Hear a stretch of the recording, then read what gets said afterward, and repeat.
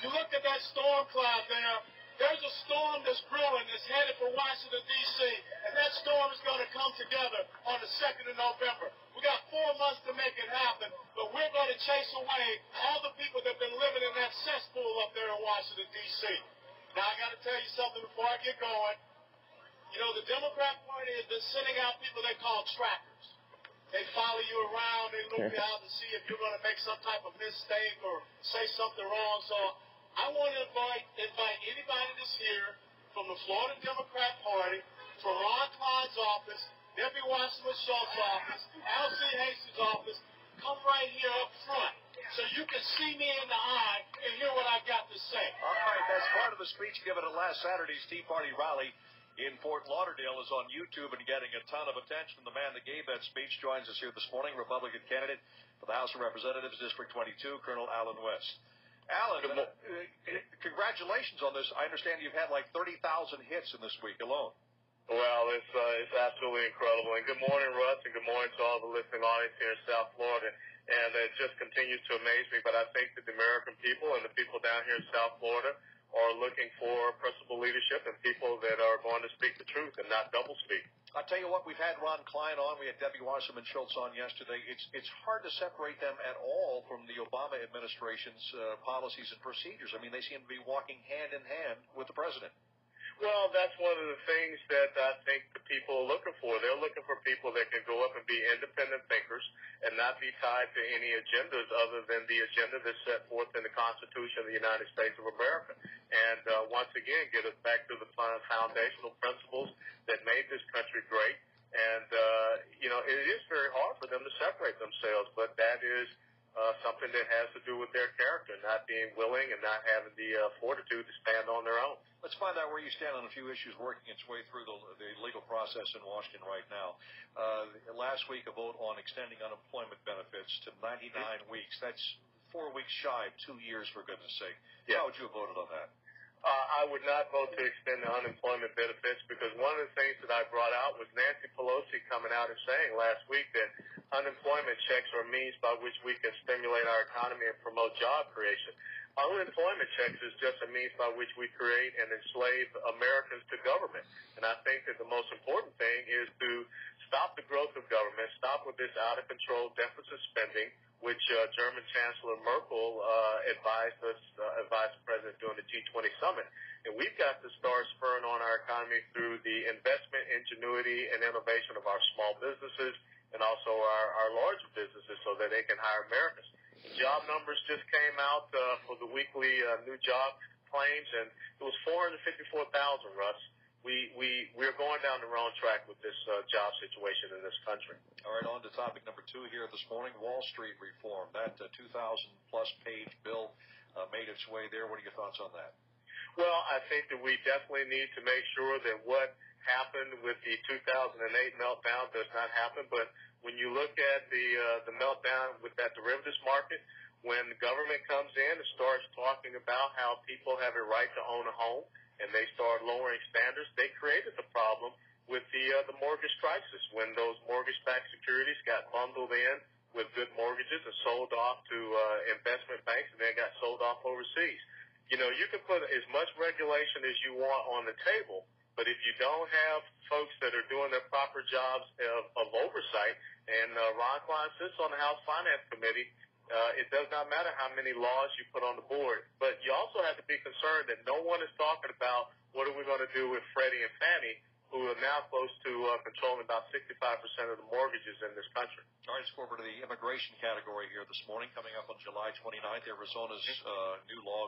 I'm not even sure it's a new law. Their enforcement policy, I guess, of checking the citizenship of those they arrest in Arizona. Holy cow, I thought that was already a law in this country. It goes going into effect. Going to get a federal challenge on that? What are your thoughts there?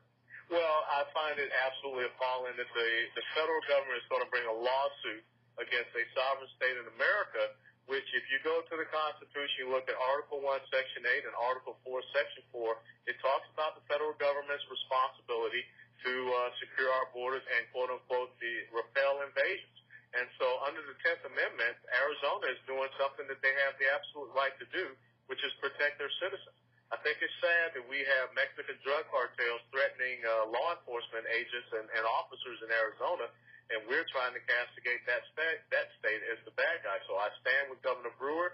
I stand with the people that have brought forth this amendment or referendum there, not referendum, but this law that they want to see, because if the federal government's not going to enforce the rule of law in this country, then the states have to. Illegal immigration means exactly what it says, illegal immigration, and people are breaking our laws. Speaking of that, President Obama addressed the nation on his thoughts on immigration reform and new legislation he's looking for. I thought he was about as vague on that as he was on his initial calls for health reform. Yeah, well, not just vague, Russ. And what I also saw was the President of the United States basically giving a mea culpa, saying that it was too big of a problem. There was nothing he could do. The only thing that we should do is just go with his comprehensive immigration reform, which means amnesty.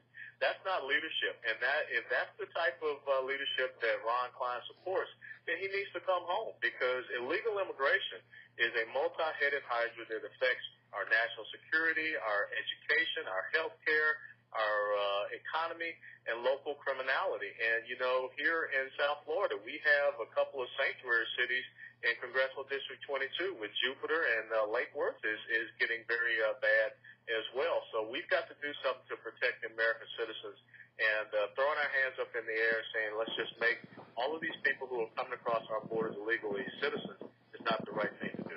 Colonel West, I don't know if you were as amused as I was by the performance put on by President Obama and Israeli Prime Minister Benjamin Netanyahu this past week in Washington, D.C., after the last visit being very strained and awkward, to be sure, but it looks like they kissed and made up. Well, I would not say that they kissed and made up. I think that both of them should get an Academy Award nomination for what they did in front of the cameras.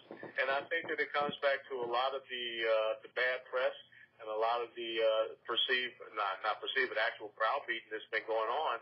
And when Mahmoud Abbas comes over and he gets front row and first-class treatment, the president had to do something different.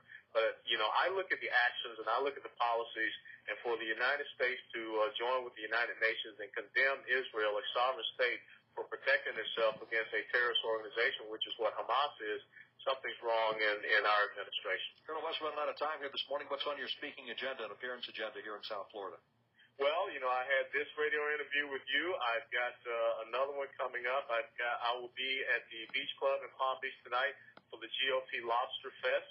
And then I'll be up in Jupiter this Saturday at Dubois Park for the Stand Down House Picnic. So please come out and support our veterans from Vietnam and also all the way up to Iraq and Afghanistan. It's a great program that Roy Foster runs, and I look forward to seeing people up in Jupiter 12 to 4 p.m. at Dubois Park in Jupiter this Saturday. I think we pronounce that Dubois. Well, I was trying to be closer than French, Russ. Give me a break. It's like the Tour de France versus the Tour de France. Yeah. Absolutely. Well, I'll revert to my southern vernacular. Okay, Dubois. Republican candidate for the House of Representatives, District 22, Colonel Alan West. Always great to have you on the program on News Talk 850 WFDL. By the way, if you want to check out, if you weren't at that